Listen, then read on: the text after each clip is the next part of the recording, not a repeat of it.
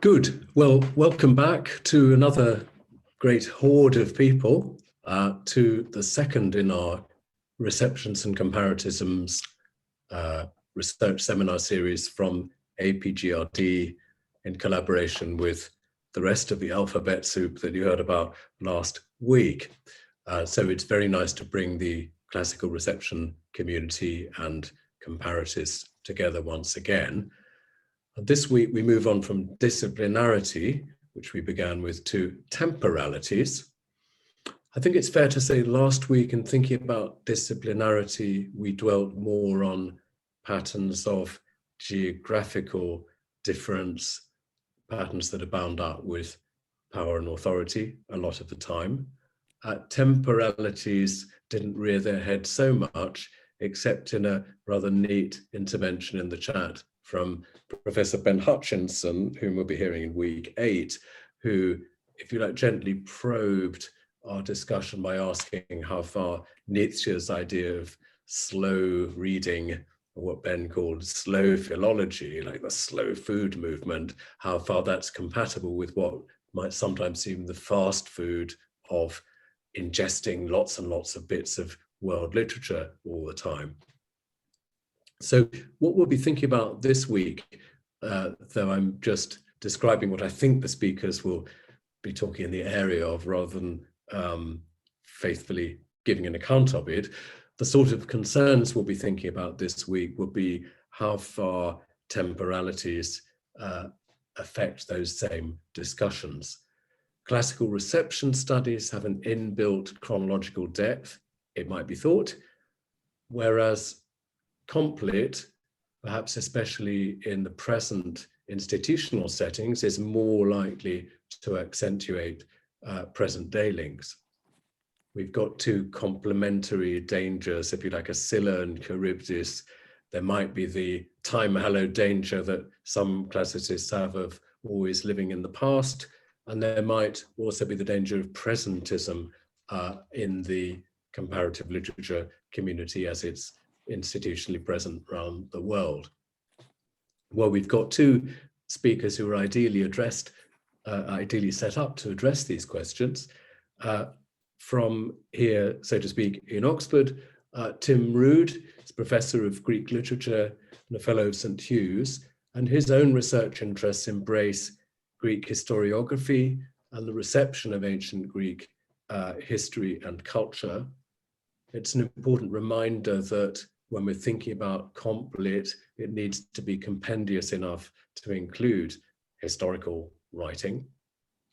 Among other things, he led a Leverhulme-funded project on anachronisms and antiquity, which resulted in a volume, Anachronism and Antiquity, by himself, Carol Attack, and Tom Phillips in 2020. And another of his book titles gives a very arresting sense of the sorts of things he thinks about and might talk about today. American Anabasis, Xenophon and the idea of America from the Mexican War to Iraq. So one of the things which anachronisms and the Anachronism and Antiquity project was involved in assessing is how far chronological ruptures and traditional ideas of anachronism need to be rethought in terms of dialogue between periods and places. Our second speaker, Adhira Mangalagiri, is lecturer in complet at Queen Mary University of London, a stronghold now more than ever of comparative literary studies. She came there from the University of Chicago. She comes to us this British evening from Shanghai, where very kindly she's speaking to us from that great distance. Even more kindly, she's doing so gouging some time out of a sabbatical.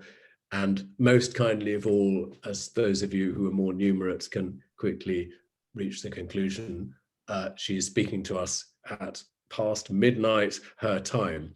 So we're going to cut off this session very rigorously after an hour and 15 minutes. Well, Dr. Mangalagiri's specializations are extremely broad for most people's standards. She's an expert in 20th century Chinese literature, but also in Hindi/Urdu literatures as well. And she's particularly interested in actually connecting those two large zones, thinking about actual contacts between them, but also trying to establish paradigms for thinking about comparing them, which are going to get off the hook of the Eurocentrism, which just isn't going to work in that setting, and perhaps particularly won't work because of the different timelines of those other civilizations.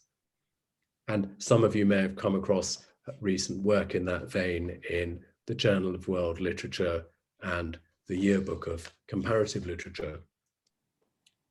So just a quick reminder of how we operate. The two speakers will speak for 15 minutes or so each in immediate succession. And that part will be recorded so you can play it back for your delectation in future weeks. Then there'll be a 10-minute break in which your trio of conveners will sift through the chat, thinking about which questions might be most fruitful in the short time that we have at our disposal. It probably helps if your questions are quite concise, just because it makes it easier for us to go through them. But in the world of modern communications, if you've got specific inquiries, I'm sure our speakers won't mind being chased by a subsequent email. And then we'll come back and we'll have half an hour or so of questions.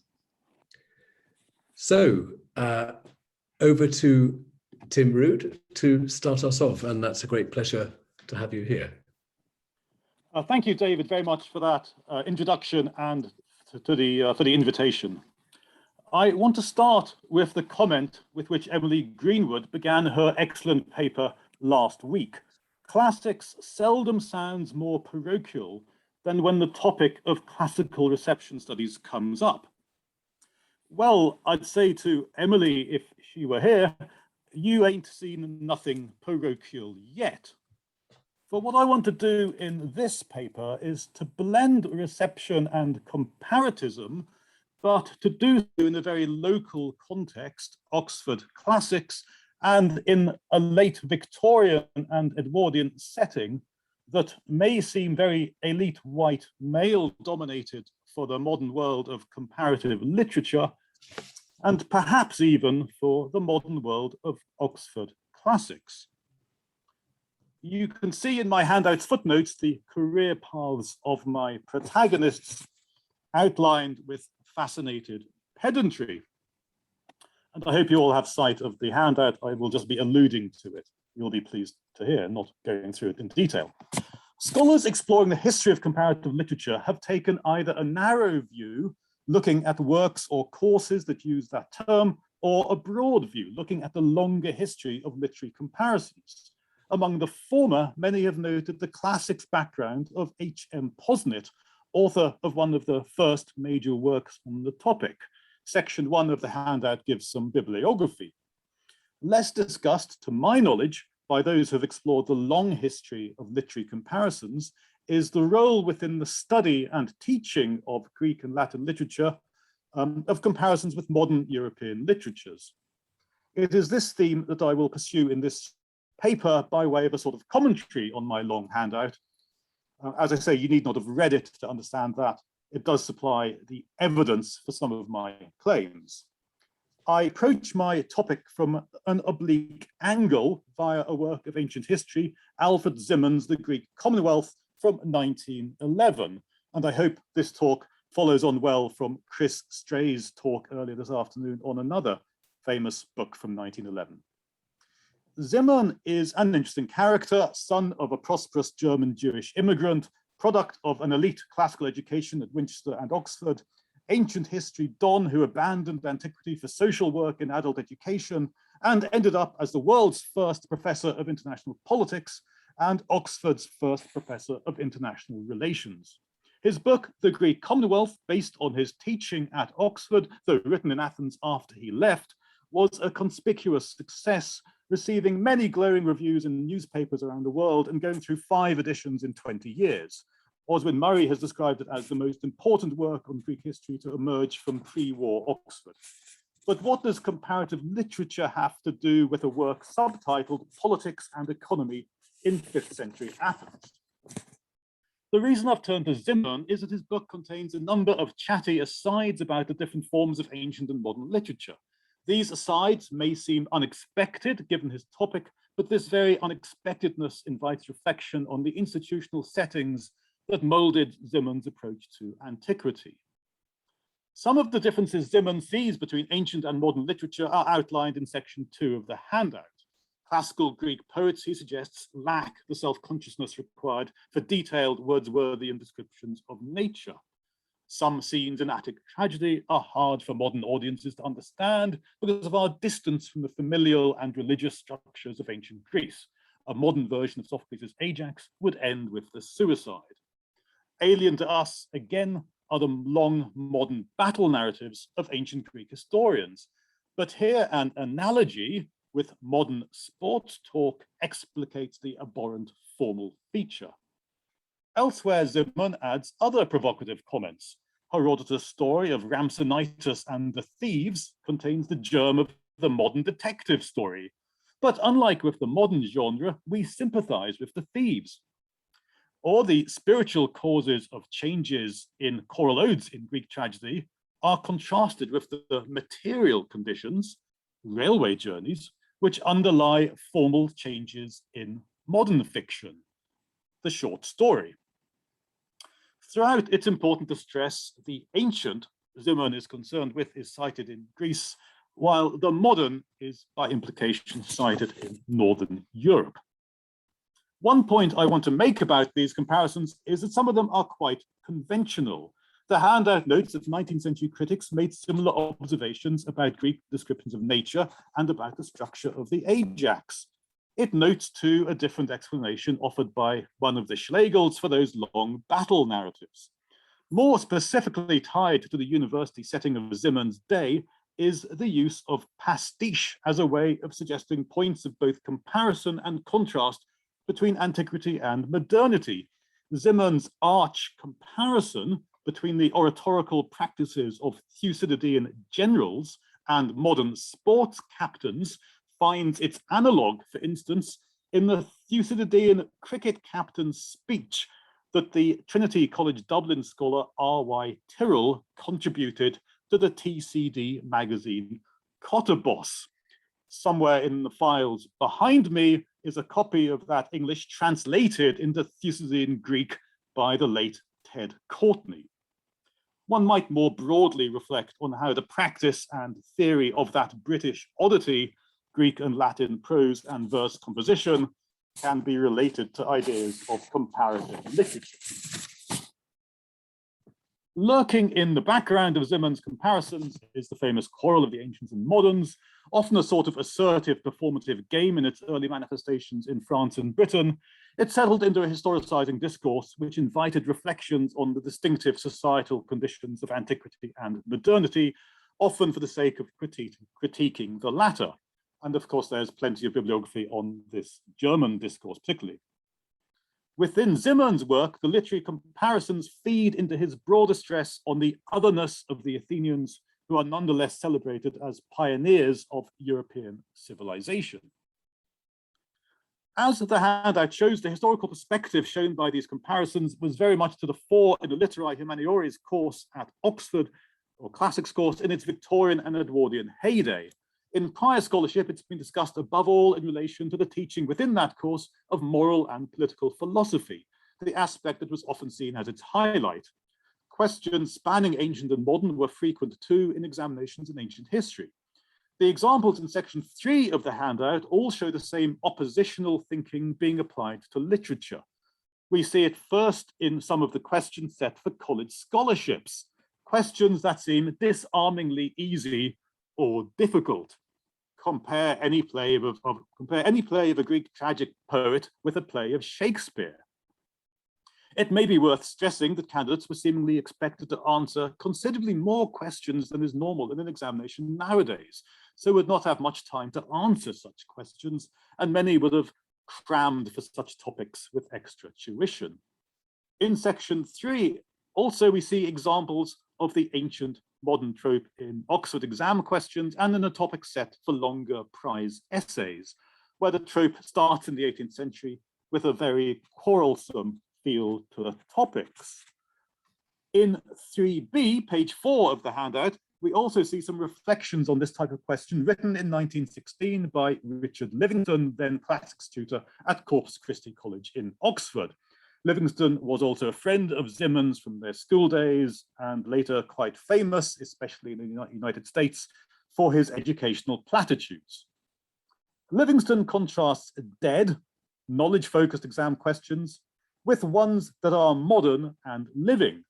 Among the former are, what are the main views held as to the construction of the stage and orchestra? The latter, by contrast, are mostly comparative. For instance, arrange the plot of Hamlet as a typical Greek tragedy and suggest how Aeschylus, Sophocles, and Euripides would have differed in their treatment of it. As it happens, Livingston's paper of dead questions is that set for Classics Mod's paper, Aristotle, Poetics, and the History of Greek Drama in 1908. The second paper, by contrast, is a selection from later papers, including one from 1910, when Livingston himself was an examiner. It may or may not be a coincidence that these living questions were all set after the accession of Gilbert Murray to the Regius Professorship in Oxford. I cannot help wondering what the 1908 examiners felt about being characterized by their colleague as unmodern men who set dead questions. One of them, H.W. Garrod of Merton, had his say in an Oxford magazine article in 1920 when he wrote of the remarkable change in exam questions in classics over the last 20 years. The type now is markedly ambitious, an unfriendly critic might call it pretentious even, he wrote. Given that the comparative approach is well attested for the 19th century, Garrod may have been thinking of uncomparative questions, such as one that Livingston cites. There is no morbid pathology in Greek tragedy. Discuss. An unacknowledged quotation from Livingston's own writings, and one that in fact arguably implies a temporal comparison with the post-classical. In relation to our theme of receptions and comparatisms, it's interesting too to find in Livingston an early British reception of Nietzsche's lectures on philology, which were first published in 1910.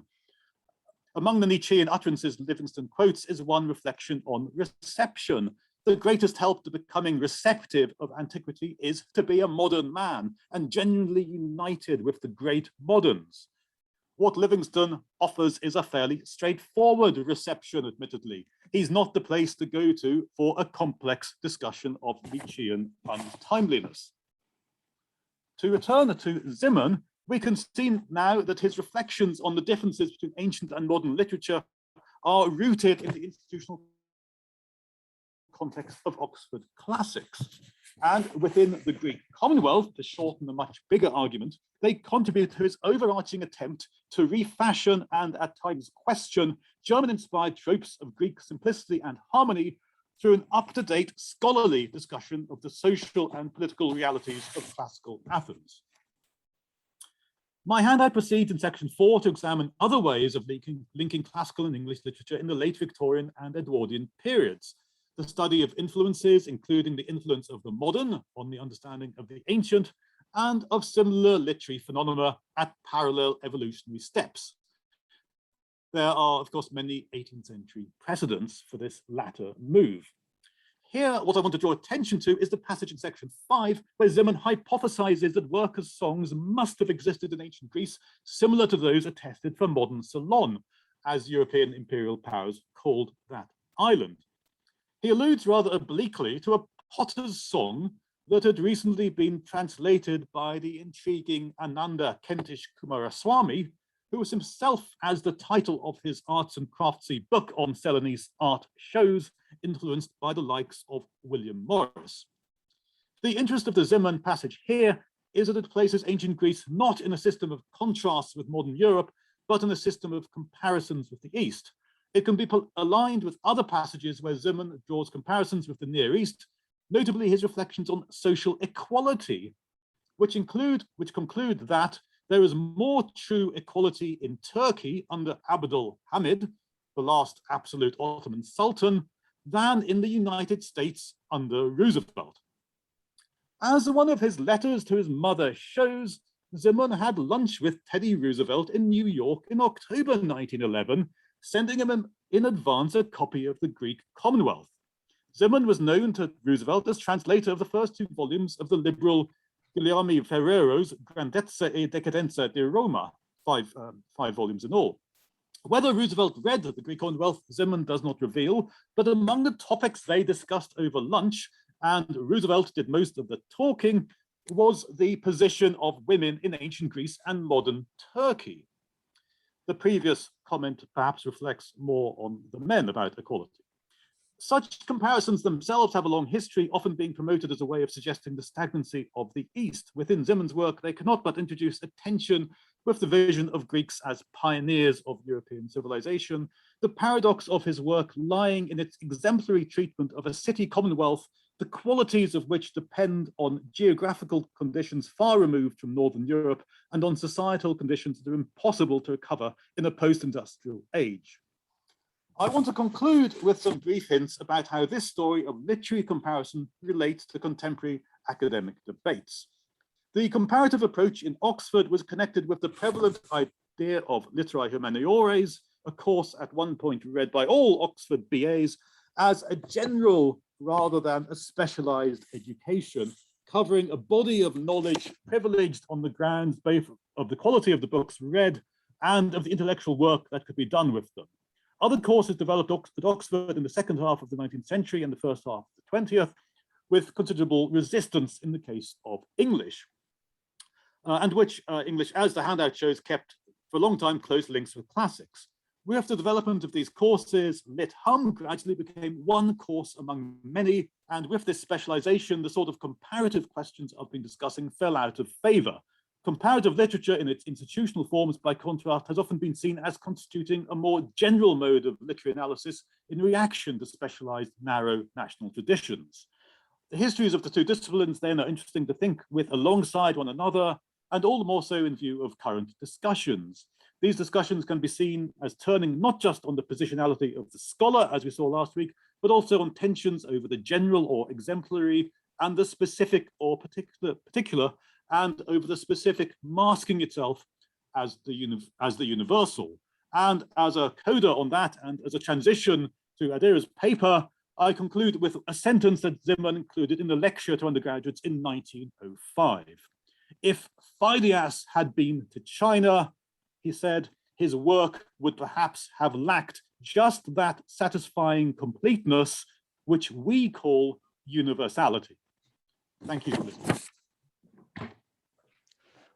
Thank you very much, Tim, for an ostensibly parochial, but in fact extremely dense and wide-ranging paper, which I think is going to get a great flood of questions into the chat. And it's particularly amusing to think of Livingstone and his so-called living questions as a sort of contrast to today.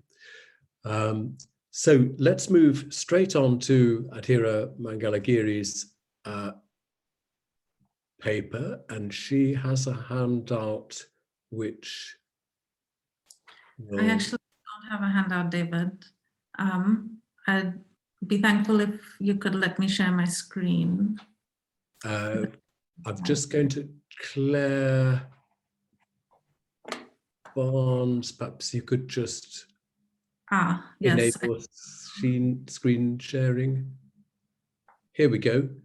On translation and time travel. Over to you, Adhira. Thank you all for having me, and thanks, David, for the introduction. My brief talk today is entitled On Translation and Time Travel. And as I was thinking about this fascinating seminar and the conversation it opens up, I was thinking perhaps one way to frame the point of convergence between comparative literature and classics is the enduring interest both disciplines have sustained through their many iterations in grappling with two main challenges. that of thinking across languages and that of thinking across times.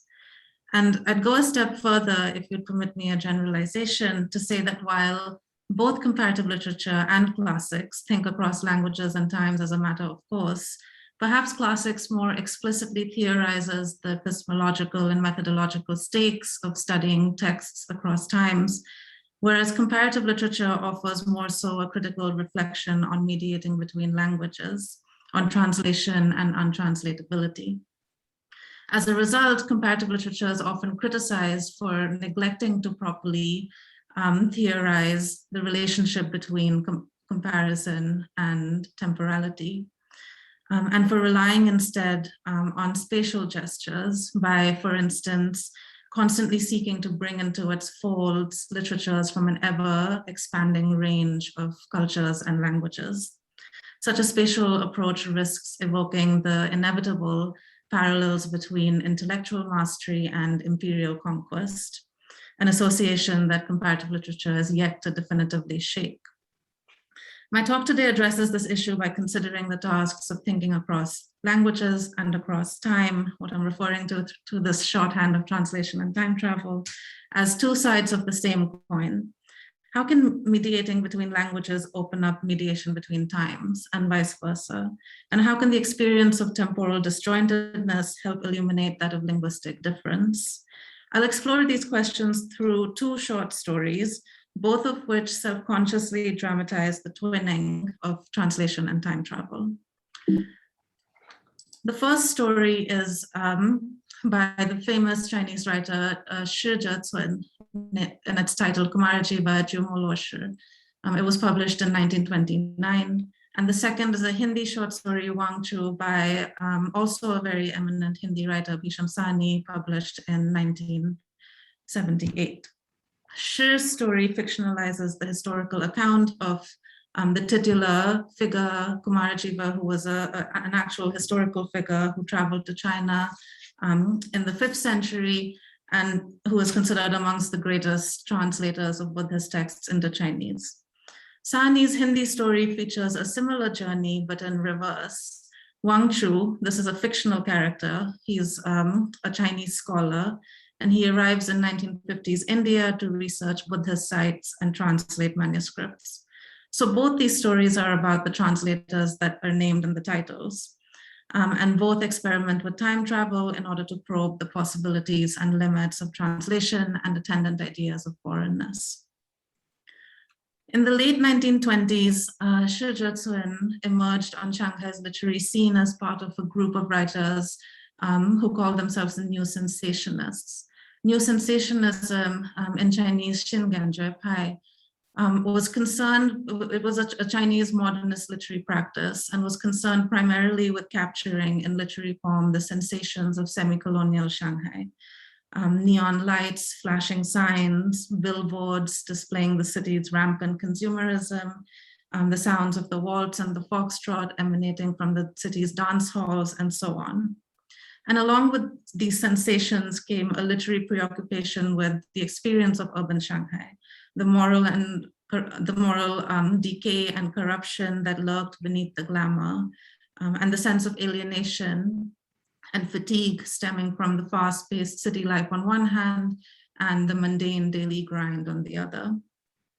Shi is best known for writing short stories on such concerns.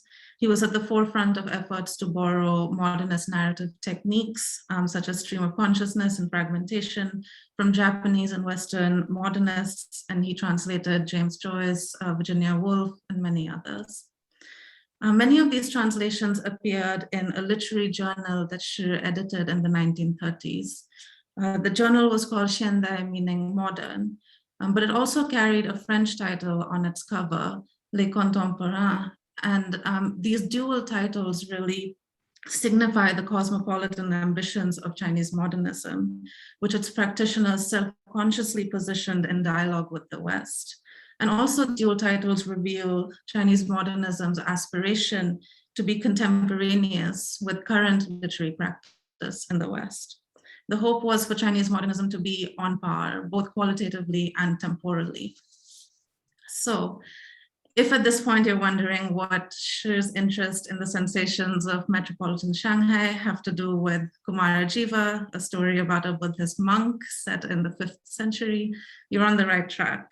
The dissonance between Shir's primary oeuvre and this short story is perceptible from the outset in the story's opening line, which reads, "As the great sage Kumarajiva mounted on a huge camel led his retinue and his beautiful wife through the vast mountain valley, the breeze of the desert dawn tugged at his clothing, sending his side sleeves and billowing out under the golden sunshine."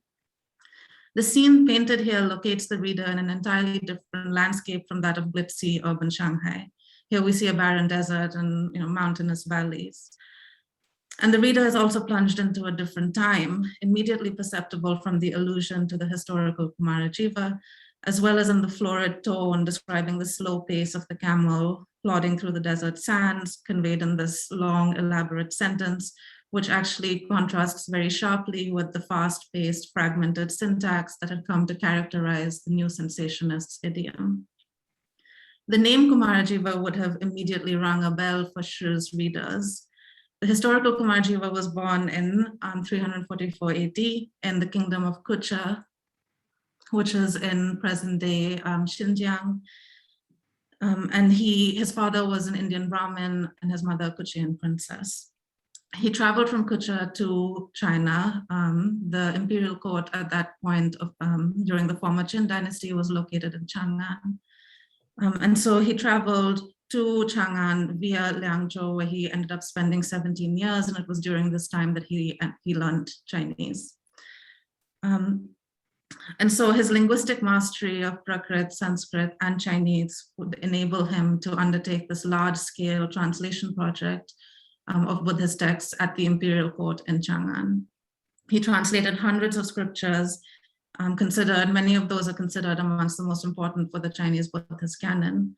And as legend has it, when Kumarajiva was cremated upon his death in Chang'an, his body turned to ash, but his tongue remained intact as a symbol of the purity of his word and the accuracy of his translations. Contrary to Kumarajiva's reputation as an exemplary monk and expert polyglot, Shir portrays him as a man conflicted between moral sanctity and lustful inclinations. It's an erotic story. The central plot line of the story involves Kumarajiva's attraction to a prostitute, calling into question his spiritual purity. Throughout the story, he suffers the anguish of the conflict between his two personalities, between his commitment to a Buddhist tenet of releasing oneself from earthly bonds on one hand, and on the other, his wish to be a layman who could indulge sexual desires. Shir later wrote about how the story was influenced by a Freudian discourse on repressed desire, which was quite in vogue at the time in the Chinese literary sphere. As for Kumarajiva's powers of translation, in Shir's depiction, he is far less successful. His Chinese audience becomes, quote, bored with listening to him explain that inexplicable Buddhist doctrine in his almost incomprehensible Liangzhou dialect. As in the legend, Shir's story ends with the image of the tongue. So after he died, when the Hongzhi monarch cremated him in accordance with the foreign custom, his body withered and crumbled just like that of an ordinary man. Only the tongue did not burn and replaced other Buddhist relics as a treasure to be revered by his followers. The tongue, an image that recurs throughout the story as a symbol of Kumarajiva's sexual inclinations, now bespeaks his inability to sublimate his desires. Shir's story thus unsettles the historical memory of Kumarajiva as an expert translator, capable of seamlessly transferring meaning from one language into another. Instead, we encounter a figure who signifies untranslatability. That which he attempts to explain remains inexplicable, and his very use of language, an incomprehensible dialect, marks him as foreign. He is doubly foreign in the context of the new sensationist oeuvre. As an allusion to a pre-modern figure of Indian descent, he fits neither the modernist emphasis on contemporaneity nor its gaze towards the Euro-American West. Excuse me. The strangeness of a 4th, 5th century Buddhist monk who thinks in the modern terms of Freudian psychoanalysis further articulates the story's interest in the overlapping experiences of temporal, linguistic, and discursive disjuncture. The story makes no attempt to resolve these contradictions. Indeed, that's the story's point.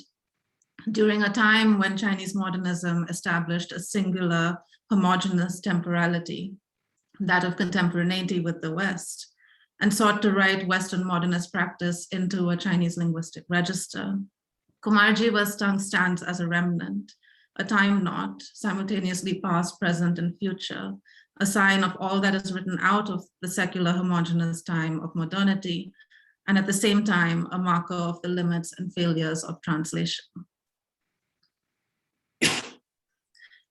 Unlike Kumarjiva, Bhisham Sahni's Wang Chu does not allude to a particular historical figure, and the story is not set in the distant past.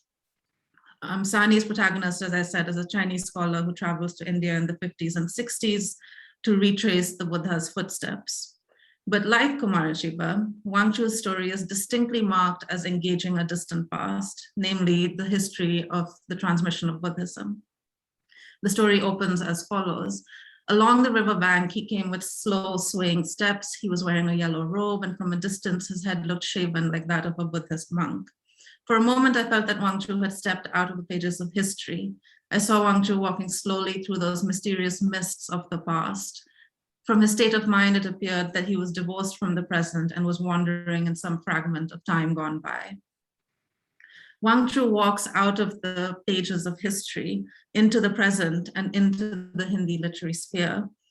Importantly, as his name suggests, Wang Chu walks out of the pages of Chinese history, for it was the Chinese Buddhists who traveled to India between the 4th and 7th centuries, who famously kept detailed records of their travels to India.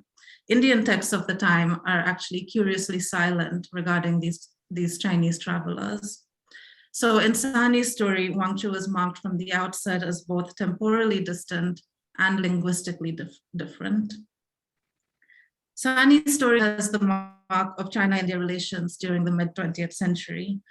In the 1950s, the newly established People's Republic of China and newly independent Republic of India established diplomatic relations and looked to each other while navigating nascent nationhood. The 1950s witnessed a flurry of exchange and interaction between the Chinese and Indian governments and peoples.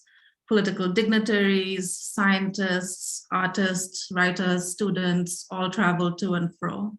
Sahni depicts Wang Chu as arriving in India as part of these networks of cultural diplomacy. In the story, Wang Chu is initially embraced by the Indians he encounters in line with the 1950s spirit of China-India brotherhood. He spends his days visiting sites of Buddhist significance, translating manuscripts, and writing scholarship on them. But this period of acceptance is short-lived. In 1962, China and India fought a brief but deadly war over contested borderlands. The notion of brotherhood that had flourished in the 50s came to an abrupt end, and a wave of anti-China sentiment pervaded Indian public discourse. In Sahni's story, Wang Chu is trapped in these shifting tides of political relations. Upon the outbreak of the war, he is ostracized and abused in India and is sent back to China, but he is received with equal suspicion in China and is perceived as an outsider. He manages to make his way back to India and lives the rest of his days under surveillance and constant harassment from the police. He dies quietly, leaving only a trunk containing the incomplete papers of his translations and research. There's much to say for the story, but for our purposes, I'll focus quickly only on the image of Wang Chu's trunk. His multilingual papers raise confusion and suspicion in both China and India. In one scene, we see the Indian police attempting in vain to decipher Wang Chu's writings. The trunk's contents lay scattered before the police officer, bundles of papers containing passages in Pali and Sanskrit. A large portion was in Chinese. For some time, the police officer kept holding the papers against the light to see if there was a secret message in invisible ink. Despite such efforts to decode them, Wang Chu's papers refuse to yield the meaning they hold. They remain illegible, just as Wang Chu himself frustrates the mechanisms of the nation states and remains incomprehensible within the categories of China and India, during a time when both nations wage war in an attempt to consolidate those very categories. Furthermore, Wang Chu's untranslatability functions as an insistent and constant reminder of the history of Buddhism, a history that inextricably intertwines China and India's pasts. During a political moment when each sought to excise the physical and discursive presence of the other from its borders. Sani's story ends with the image of Wang Chu's trunk of polyglot papers, recalling that of Kumarajiva's trunk in Shi's story. After Wang Chu dies, the trunk passes from one acquaintance to the other, finding its ways into the hands of the story's narrator. What shall I do with the papers, he asks. Sometimes I would think I should have them published, but who will publish an incomplete manuscript? Sometimes I put it on a shelf, sometimes I put it under the bed, but I know one day it will be thrown into the lane outside. Kumarajiva's tongue and Wang Chu's trunk linger on as remnants. The trunk remains forever homeless, just as Wang Chu could never be at home in either China or India. The papers remain unpublished, refusing to reveal their meaning and living on as a time knot of entangled temporalities, bearing inscriptions of foreignness written against the nation state's narrow demands of affiliation. To conclude, reading Shi and Sani together allows us to apprehend the tasks of thinking across languages and across time as implicated in and illuminative of each other. The texts show how reckoning with the limits of translation can reveal, in turn, the limits of linear conceptions of time that treat the past as a bygone, bounded object of study, left behind on the march toward modernity and nationhood. And grasping the present as constituted by multiple entangled temporalities can reveal the mark of the foreign that frustrates expectations of linguistic equivalence and standards of cultural assimilation. I'll end there, thank you.